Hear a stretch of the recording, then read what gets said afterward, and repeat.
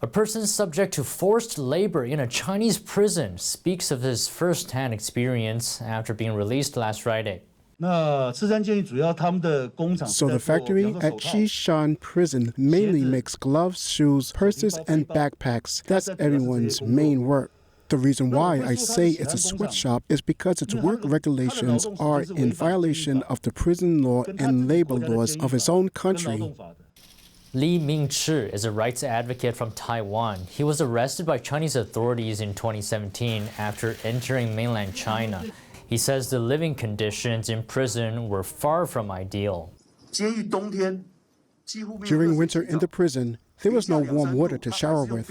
Even at -2 to 3 degrees Celsius, they make us shower with freezing cold water. Slowly, the prison fixed it and gave us warm water. The food they serve us often smells rotten.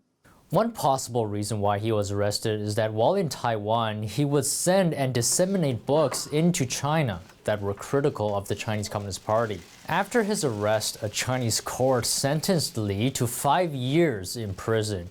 He was charged with what the Chinese regime calls subverting state power. He says while in prison, he was forced to work long hours with little rest. China's prison law actually states that the working hours allowed for prisoners are similar to those defined by the labor law. China's labor law, 8 working hours per day, not more than 9 hours per day. But as I just said, we have to work 11 to 12 hours each day, often without days off, and being requested to work overtime on holidays.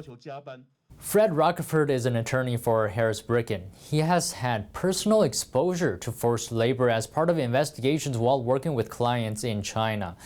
Forced labor in China has gotten international attention in recent years, including from the U.S. But Rockeford says that the United States may actually be buying Chinese forced labor products.